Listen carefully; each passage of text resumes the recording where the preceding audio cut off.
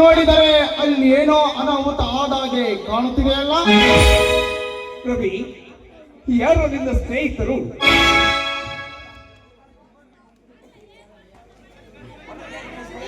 ಹೊರಗಡೆ ನಿನ್ನ ಸ್ನೇಹಿತರು ನಿನ್ನನ್ನು ಕೇಳುತ್ತಿದ್ದಾರೆ.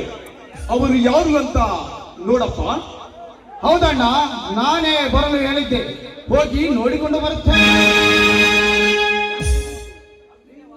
ಅಗ್ನಿದೇವ, ಹೇಗಪ್ಪ ನೀನು ಏಕೆ ಮನೆಗೆ ಹೋದೆ? ನೀನು ನನಗೆ ಹೇಳಿದ್ದರೆ ನಾನು ಅವರು ಕೂಡ ಮಾತಾಡಿಕೊಂಡು ಬರುತ್ತಿದ್ದೇನೆ. ಅಗ್ನಿದೇವ, ನೋಡು, ನಿನಗೆ ಸ್ವಲ್ಪ ನೋವಾದ್ರೂ ಕೂಡ ನಮಗೂ ಅಷ್ಟೇ ನೋವಾಗುತ್ತಪ್ಪ.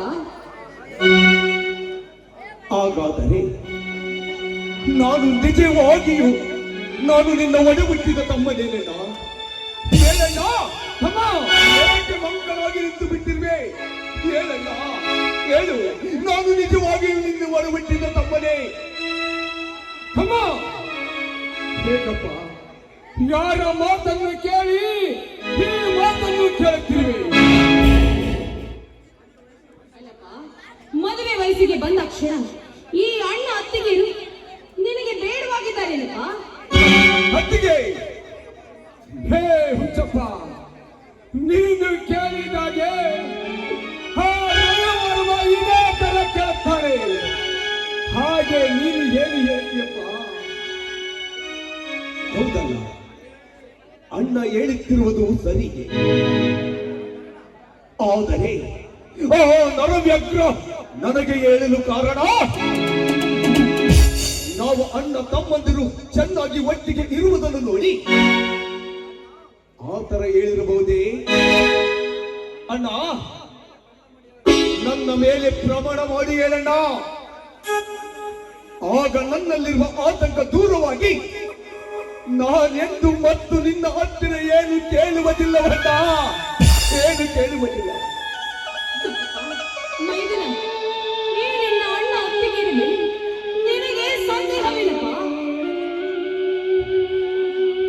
ಆಣೆ ಮಾಡಿ ನಾನು ಯಾವ ಪಾಪಕ್ಕೆ ಹೋಗಲಿ?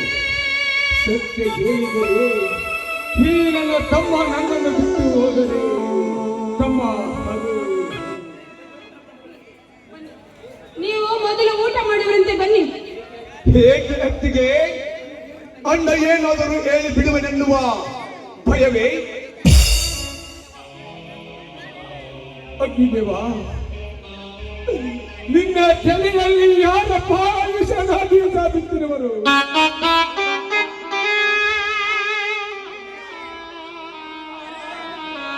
ಅಣ್ಣ,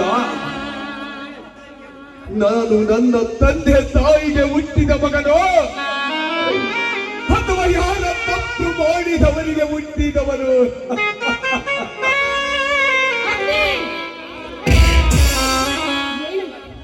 ಏನೋ ನೀನಿನ್ನು ಚಿಕ್ಕವನಂತ ಸುಮ್ಮನಿದ್ರೆ ಬರ್ತಾ ಬರ್ತಾ ನಿನ್ನ ಹಠ ಜಾಸ್ತಿ ಆಯ್ತು. ತಮ್ಮ ಅಗ್ನಿದೇವ, ನಾನು ನಿಮಗೆ ನಿಜ ಹೇಳುತ್ತೇನೆ. ಆದರೆ ಈ ಅಣ್ಣನನ್ನು ಎಂದಿಗೆ ಬಿಟ್ಟು ಹೋಗಲಾರನೆಂದು ನೀನು ನನಗೆ ಪ್ರಮಾಣ ಮಾಡಿ ವಚನ ಕೊಡಪ್ಪ. ಅಣ್ಣ, ನನ್ನ ತಂದೆ ತಾಯಿ ಯಾರು ಅಂತ ಗೊತ್ತಿಲ್ಲದೆ ಎಂದಾಗ ನೀನೇ ನನ್ನ ತಂದೆ ತಾಯಿ ಅಣ್ಣ, ನೀನೇ ನನ್ನ ತಂದೆ ತಾಯಿ. ನಾನು ಹುಟ್ಟಿ ಇಷ್ಟು ದೊಡ್ಡವನಾದರೂ ನಿನ್ನ ಮಾತನ್ನು ಎಂದಾದರೂ ಮೀರಿದ್ದೇನೆ ಅಣ್ಣ. ತೆಗೆದುಕೋ ಅಣ್ಣ, ತೆಗೆದುಕೋ. ಆ ಸೂರ್ಯ ಚಂದ್ರನ ಮೇಲೆ ಆಣೆ ಮಾಡಿ ಹೇಳುತ್ತೇನೆ, ನನ್ನನ್ನು ಹುಟ್ಟಿಸಿದ ನನ್ನ ತಂದೆ ತಾಯಿ ಮೇಲೆ ಪ್ರಮಾಣ ಮಾಡಿ ಹೇಳುತ್ತೇನೆ, ಬದುಕಿದ್ದರೂ ನಿನ್ನ ಜೊತೆಯಲ್ಲೇ ಬದುಕುತ್ತೇನೆ, ಸತ್ತರೂ ನಿನ್ನ ಜೊತೆಯಲ್ಲೇ ಸಾಯುತ್ತೇನೆ.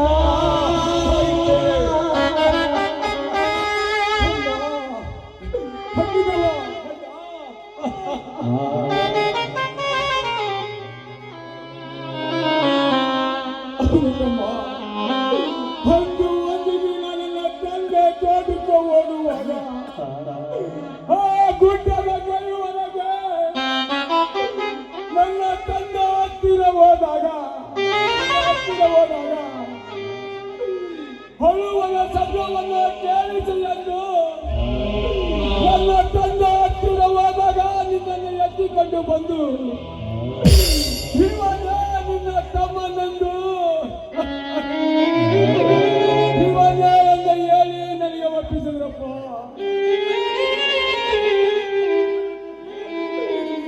ಯಾವತ್ತು ಇವನು ಬೇರೆಯನ್ನು ಬಯಸದಿರುತ್ತಮ್ಮ ಅಪ್ಪ ಎಂದು ನನ್ನ ತಂದೆ ನನಗೆ ಹೇಳಿ ನಿನ್ನನ್ನು ಒಪ್ಪಿಸಿರುತ್ತಮ್ಮ, ಒಪ್ಪಿಸಿದರು.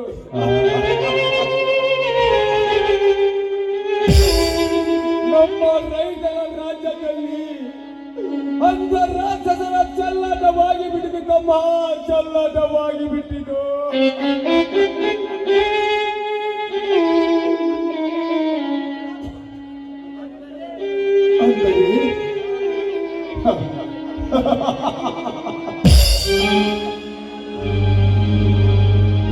ಇದನ್ನೇ ನನಗೆ ಹೇಳಿದೆ ಅಣ್ಣ.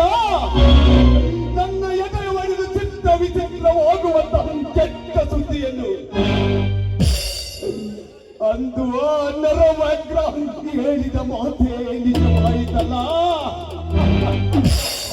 ಏನುವೇ ನರವ್ಯಾಘ್ರ, ಸೊಕ್ಕಿನ ಪುಣ್ಯ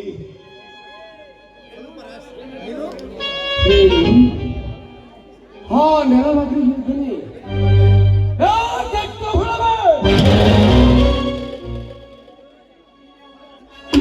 ಅವನ ತಂದೆ ತಾಯಿಗೆ ಸಾವಿಗೆ ಕಾರಣ ಎಂದು ನೀನೇ ನನಗೆ ನೀನು ಹೇಳಿದ್ದರೆ ಎಂದಿಗೆ ಮುಗಿದು ಮಗನಿನ ಕಥೆ. ನೋಡಿದ್ದೀರ ಈಗಲೂ ಕೂಡ ನೀನು ನಮ್ಮ ಹಿರಿ ಮಗಳಪ್ಪ. ನಿನ್ನ ಹಿಡಿದು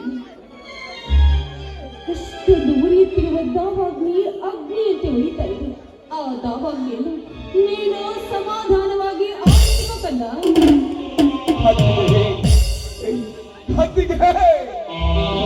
ಆ ನನ್ನ ತಾಯಿಯ ಮುಖ ನೋಡದಿದ್ದರೆ ಏನಂತೆ ಅಮ್ಮ? ನೀನೇ ನನ್ನ ನಿಜವಾದ ತಾಯಿ ಅಮ್ಮ, ನೀನೇ ನನ್ನ ನಿಜವಾದ ತಾಯಿ. ತಮ್ಮ ತಮ್ಮ, ಈ ವಿಷಯ ರವಿವರೆಗೆ ಗೊತ್ತಾಗಬರುತ್ತಮ್ಮ,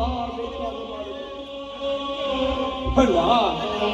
ಇಂದೆಲ್ಲ ನಾಳೆಯಾದರೂ ಅವನಿಗೆ ಸಹ ಗೊತ್ತಾಗಬೇಕಲ್ಲಣ್ಣ. ಗೊತ್ತಾಗಲಿ ಬಿಡಣ್ಣ, ಗೊತ್ತಾಗಲಿ ಬಿಡು. ಬೇಡ ಬೇಡ ನೋಡು, ಅವನಿನ್ನು ಚಿಕ್ಕವನಿದ್ದಾನೆ ಅಂತ ಇದೆಲ್ಲ ಅವನಿಗೆ ತಿಳಿಯುವುದು ಬೇಡ ಮೈದನ. ತಮ್ಮ ಹಂಗಿದ್ಯವಾ? ಇದನ್ನ ಆಮೇಲೆ ನೋಡೋಣ. ನಡೆಯಪ್ಪ, ಮೈದನ ಅಣ್ಣ, ಆ ನರವ್ಯಾಘ್ರ ಇಂದು ನನಗೆ ಕೇಳಿದಾಗೆ ನಾಳೆಯ ಕೂಡ ಅವನು ನನ್ನ ತಮ್ಮನಿಗೆ ಇವನು ನಿನ್ನ ಅಣ್ಣ ಅಲ್ಲ ಎಂದು ಹೇಳಬಹುದಲ್ಲವೇ? ಅಗ್ನಿದೇವ ಅದನ್ನ ಆಮೇಲೆ ನುಡಿಯಪ್ಪ, ಒಳಗೆ ಅಣ್ಣ, ಕೊಳ್ಳೆ ಇಟ್ಟು ಕೈ ಕಾಲು ಮುಖ ತೊಳೆದುಕೊಂಡು ಬರುತ್ತೀನಿ, ನೀವು ಹೋಗಿರುವೇಗ?